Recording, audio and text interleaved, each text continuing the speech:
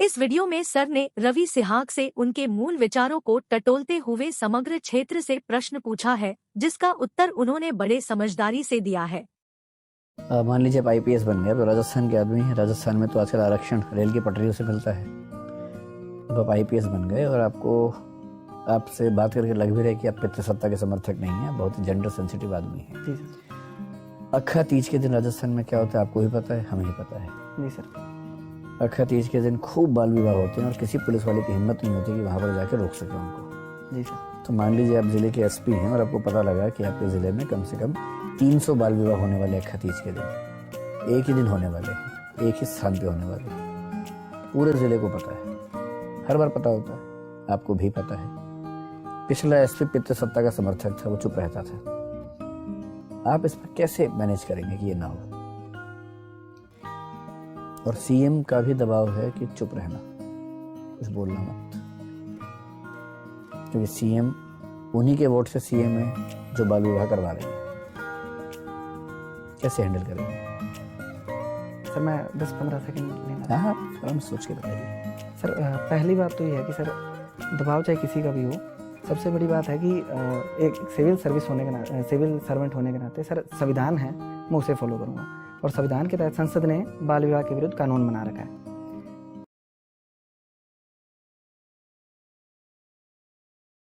तो अगर कानून बनाया तो उसे इम्प्लीमेंट करने की मेरी जिम्मेदारी है सर। और दूसरी बात यह है कि अगर लोगों में इस बात को लेकर है कि वो बाल विवाह कर रहे हैं, तो कुछ ऐसे भी अल्पसंख्यक होंगे जो इसे अनुचित बता रहे होंगे, तो सर मैं उनकी हेल्प लूँगा। और तीसरी चीज़ है कि धार्मिक लीडर हैं जो भी वहाँ पर जो बुद्धिजीवी होंगे, सर मैं उनकी मदद से ये प्रचार करवाऊँगा कि ये सब गलत है। और चौथा सर मैं सोशल मीडिया का यूज़ करूँगा कि इसके थ्रू जितने भी ग्रामीण स्तर पर जो भी निर्वाचित प्रतिनिधि है, उनको एक एक मैसेज जाएगा कि आपके गांव के स्तर पर आपकी जिम्मेदारी है कि इसकी निगरानी रखी जाए, नहीं तो सर उनको इसके लिए जिम्मेदार ठहराऊंगा। चलिए, एक अपराधी है जी सर, जो कम से कम 10 बार बलात्कार कर चुका है। जी सर। लेकिन गवाह नहीं मिलते, सबूत नहीं मिलते, बच जाता है। पूरे इलाके को पता है कि वो बलात्कार करता है और जनरली छोटी बच्चियों का रेप करता है। जी सर। सबूत नहीं छोड़ता, दबंग आदमी है, कोई कुछ बिगाड़ नहीं पाता उसका। आप जिले में गए, आपको खबर मिली कि ऐसा आदमी है। अचानक 2 दिन बाद खबर मिली कि उसने एक और रेप किया किसी छोटी बच्चे के साथ और रेप करके भाग रहा है, उसके पीछे पीछे लोग भाग रहे हैं। आप पहुंचे अपने दल बदल के साथ, वहां पर दल बदल के साथ, और ऐसी सिचुएशन है कि वो राज्य की सीमा क्रॉस करने ही वाला है। आप गिरफ्तार करना चाहेंगे तो भी शायद नहीं कर पाएंगे, क्योंकि वो सीमा क्रॉस कर लेगा।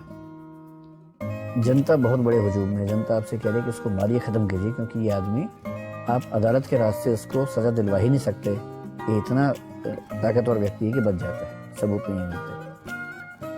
और सिचुएशन ऐसी है कि आपके खिलाफ कोई एक्शन होने की संभावना नहीं है और जनता की भारी डिमांड पर आपके पास स्कोप है कि आप उसको मार दें। ये 100% तय है कि अगर आपने उसको गिरफ्तार किया किसी भी तरह से, तो भी वो जेल में नहीं जाएगा, बच जाएगा, जमानत मिल जाएगी और उसे कुकर्म चलते ही रहेंगे।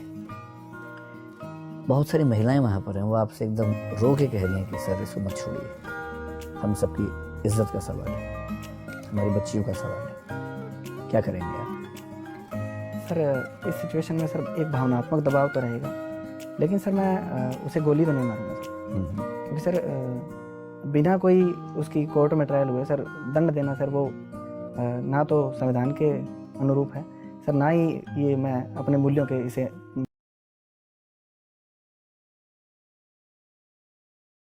अनुकूल मानता हूँ। संविधान और जनता में कौन प्राथमिक है? सर संविधान प्राथमिक है। संविधान के लिए जनता है, ना कि जनता के लिए संविधान। सर अगर संविधान चलिए कोई बात नहीं। रवि, आपके इस डिटेल्ड एप्लीकेशन फॉर्म से जो जानकारी मैं ले पा रहा हूँ वो ये कि आप एक कम जोत वाले ही किसान हैं आमतौर पर, केवल 50,000 रुपये वार्षिक आपने आय लिखी है और बड़े पैमाने पर खेती का फेमिनाइजेशन पूरी दुनिया में हुआ है, राजस्थान में भी हुआ है। मैं एज्यूम कर रहा हूँ कि आपकी माताजी भी इस खेती में सहायता करती ही होंगी। फिर आपने इस राशि को केवल पिता की आय क्यों बताया है, माताजी की आय को क्यों नहीं शामिल किया?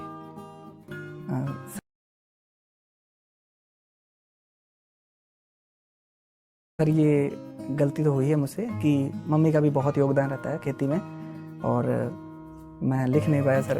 तो ये कोई आश्चर्य की बात नहीं है, ऐसा कई आवेदनकर्ताओं से होता है। मैं एक ईमानदार आकलन चाहता हूँ कि ऐसा करते समय हमारे मस्तिष्क के पिछले हिस्से में क्या चल रहा होता है। हम क्यों अक्सर अपने परिवार की स्त्रियों के महत्व को, ऐसा नहीं कि हमारी मंशा ऐसी होती है, लेकिन हम अक्सर दर्ज करने में चूक जाते हैं। क्या हमारे अंदर एक पितृसत्ता होती है?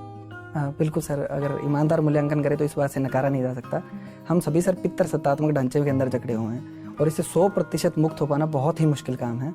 और दूसरा ये है कि महिलाओं की जो कार्य है उसे सर हम जीडीपी के अंदर भी नहीं आंकते हैं। जो भी वो घरेलू कार्य करती है या कृषि में योगदान करती है उसे जीडीपी कैलकुलेशन में भी नहीं आंका जाता है। और जो घर की आय होती है वो भी सामान्यतः किसान परिवार के लिए पिता की आय होती है सर, ये मुख्य कारण। ठीक बात है। सरदार पटेल की मूर्ति की बात हो रही थी। हमारे देश में सरदार पटेल की बहुत बड़ी मूर्ति लगाई गई है, अच्छी बात है। एक अन्य भारतीय और दरअसल एक गुजराती, महात्मा गांधी की मूर्ति हाल के कुछ समय में एक अफ्रीकी देश में गिराई जा रही है। वहाँ एक पूरा घाना में, अगर आपको याद हो, कि गांधी मस्ट फॉल करके एक पूरा आंदोलन चला और अंततः मूर्ति हटा दी गई। क्यों गांधी जी की मूर्ति से घाना के लोगों को आपत्ति थी और वे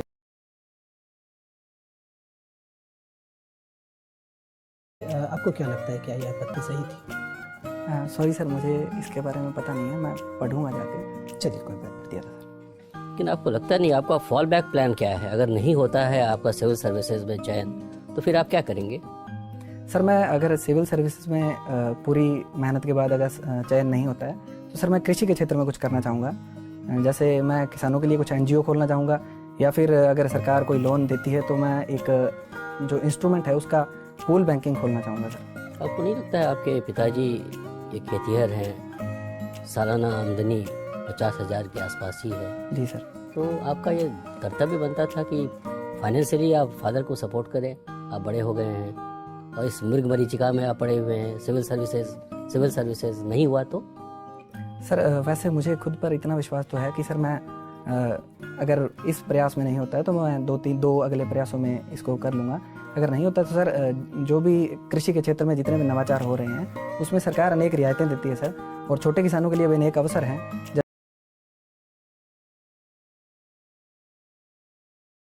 जैसे सूक्ष्म सिंचाई, लघु सिंचाई, या फिर अन्य जैसे पुलिंग है, फार्मर प्रोड्यूसर ऑर्गेनाइजेशन है, तो उसके स्तर पर मैं प्रयास करूंगा सर। आपको लगता नहीं है कि आपका सपना जो है वो बहुत ही वैरिड है, मतलब पेंडुलम की तरह है? एक तरफ आप अपने को सिविल सर्वेंट के रूप में इमेजिन कर रहे हैं, दूसरी तरफ एक आप आम खेतिहर के रूप में अपने को इमेजिन कर रहे हैं। ये कैसे आप सामंजस्य रखते हैं इस दो प्रोफेशन में? सर सामंजस्य ये है कि जो सिविल सेवा है वो अत्यंत विविधता वाली सेवा है, तो इसमें सर किसानों का कल्याण भी शामिल है। तो अगर मैं इसमें जाता हूँ तो मेरा जो जो दूसरा लक्ष्य है वो भी पूरा हो जाएगा। और अगर सिविल सर्विस में जाने का मौका नहीं मिलता है तो सर दूसरे बैकअप प्लान के रूप में मैं ये